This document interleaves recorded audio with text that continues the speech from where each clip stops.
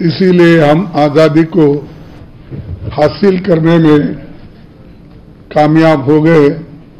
तो ऐसा एक महत्वपूर्ण स्टेट है, ऐसे स्टेट में हम को जरा ये 24 वर्ष से धक्का लगा है कांग्रेस को, और यहाँ पर आज नवीन पटनायक जी 24 वर्षों के लंबे कार्यकाल उनकी बहुत बड़े अरसे से काम कर रहे हैं, लेकिन इतने दिन काम करने के बाद और उन्होंने जिनके साथ काम किया वो भी कम से कम 10 साल से मोदी जी उनके साथ ही है। उन्होंने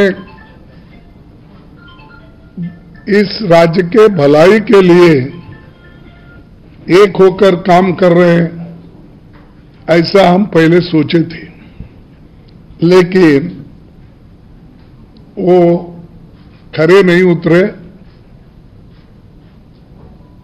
वो अब उनका एक दूसरे का जो ओपनली झगड़ा चल रहा है उससे मालूम होता है कि हमारे उड़ीसा स्टेट का कितना नुकसान हुआ, क्योंकि बगैर बात करे तुम लोग अंदर से ही एक होकर अपने तख्त की हिफाजत करने के लिए, दूसरा बेतहाशा महंगाई है। आपको तो मालूम है देश में महंगाई का एक बहुत बड़ा मुद्दा हमने उठाया है, और यहां पर भी और भी महंगाई ज्यादा है। उड़ीसा की पहचान सस्ते मजदूर मुहैया कराने वाला राज्य के रूप में जाना जाता है। उन्होंने बना दिया, वो सब ये लोगों ने बना दिया। यहां पर इतना नेचुरल रिसोर्सेस है, और यहां का रिसोर्सेस बाहर जाके बड़े बड़े कारखाने बनते हैं, बड़े बड़े यानी एम्प्लॉयमेंट मिलने के जो आसार बाहर होता है, यहां पर वो नहीं मिलता। इसको अगर दूर करना है तो हम ये दोनों सरकार को बदलना होगा। और तीसरा, खास करके ये चिटफंड और खनन घोटाले के कारण उड़ीसा सरकार की पहचान एक भ्रष्ट सरकार के रूप में है। तो इसीलिए हम जो बीजेडी को पहले वक्त जो हमने एक यहाँ के लोगों ने जो चांस दिया, शायद अब इस बार लोग देने वाले नहीं हैं, और इसके लिए बीजेपी और बीजेडी दोनों बराबरी के रिस्पॉन्सिबिलिटी उनकी है। और तीसरा, युवाओं में भीषणतम बेरोजगारी तो बढ़ रही है, लेकिन इधर उन्होंने कोई ध्यान नहीं दिया। और हम अभी हमारे साथ जो नेता आए थे उनसे पूछताछ करने के बाद यहाँ कम से कम 41% ILO रिपोर्ट के मुताबिक अनएम्प्लॉयमेंट है। तो आप सबसे ज्यादा उड़ीसा में है, तो फिर आप डेवलपमेंट क्या करें? 24 साल एक आदमी एक जगह एक स्थान पर अगर बैठता है, अपने लोगों की चिंता अगर नहीं करता, 41% अनएम्प्लॉयमेंट रखता है, और फिर भी लोगों से वो वोट पूछते हैं, तो किस मुंह से वो पूछते हैं मुझे समझ में नहीं आ रहा। और इनको साथ बीजेपी तो और भी रिस्पॉन्सिबल है, क्योंकि यहाँ के लोगों को तो एक अलग ढंग से उन्होंने बोल बोलकर अपने मदद करने का तो छोड़ दिया और यहां पर कोई मदद ही नहीं किया, सिर्फ उनके चीफ मिनिस्टर के ऊपर छोड़ दिया।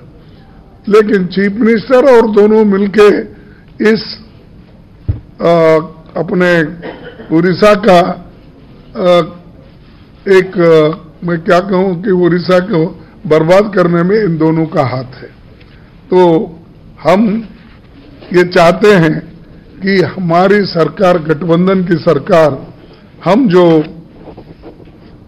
एक लड़ाई लड़ रहे हैं, ये तो लड़ाई इसके लिए है कि डेमोक्रेसी को बचाने के लिए, संविधान को बचाने के लिए और एक होकर इस देश को रखने के लिए, और तीसरा कि जो आज कल हेट स्पीचेस करके समाज में जो डिवीजन कर रहे हैं मोदी साहब, तो उसके खिलाफ भी हमारी लड़ाई है। और ये बहुत से माइनिंग और अदर जो भी नेचुरल रिसोर्सेस है, उसकी यहाँ पर बहुत लूट हो रही है और बड़े बड़े जो भी प्लांट्स बने, कुछ भी बने, तो पहले के हैं, इनके तो कोई इसमें हिस्सा नहीं है। तो ये मैं इसलिए कह रहा हूं कि जब आदमी को एक अपॉर्चुनिटी मिलती है तो वो अपने राज्य के हित में काम करना चाहिए।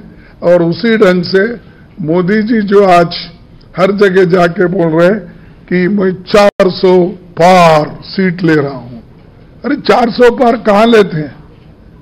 आप तमिलनाडु में हैं, आप केरला में हैं, आप कर्नाटक में 50-50 हो रहा है और महाराष्ट्र में 50-50 हो रहा है और आंध्रा में तुम्हारा कोई नहीं है, वहां पर तो जगन बैठे हैं, और तेलंगाना में ये लोग हैं। कर्नाटक, तेलंगाना, ये अपना केरला, तमिलनाडु, आप कहीं भी नहीं है वहां पर। और यहां पर जो ज्यादा से ज्यादा सीटें पहले हमारे इनको मिलते थे, अपना पटनायक जी को, अब यहां पर भी वो